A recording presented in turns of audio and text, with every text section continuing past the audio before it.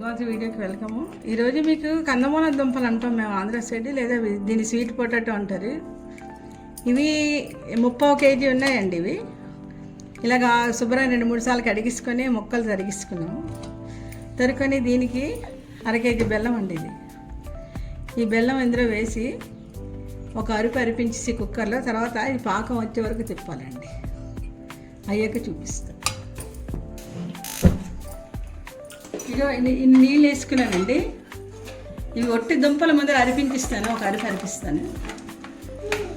ఒక అరిపించాక పైన తీసి బెల్లం పాకం తీస్తే బాగా మీకు మొక్క పాలంగా ఉంటుంది. అయితే మొదలు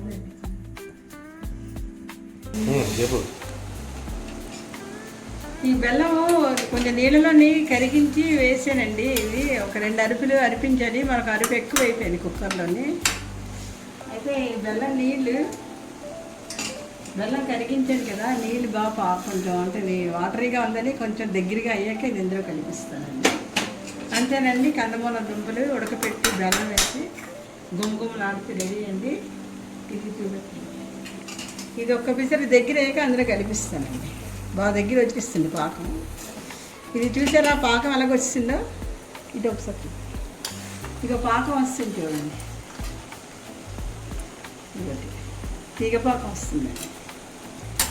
అలా వండి తింటే చాలా బాగుంటుంది. టేస్ట్ చాలా హెల్తీ ఫుడ్ అండి. మీరు కూడా చేసుకొని ఈ టేస్టీ రెసిపీ కామెంట్ పెడతారనుకుంటున్నానండి. హరే కృష్ణ. అయ్యాక మళ్ళీ చూపిస్తాను.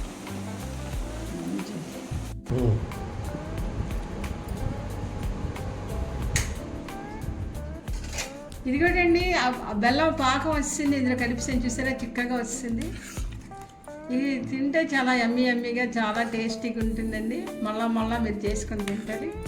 మీరు కూడా తప్పకుండా చేసి రెసిపీ కామెంట్ పెడతారని అనుకుంటున్నాను.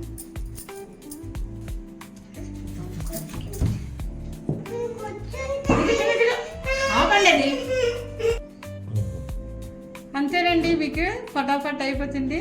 మీరు కూడా చేస్తారనుకుంటున్నాను.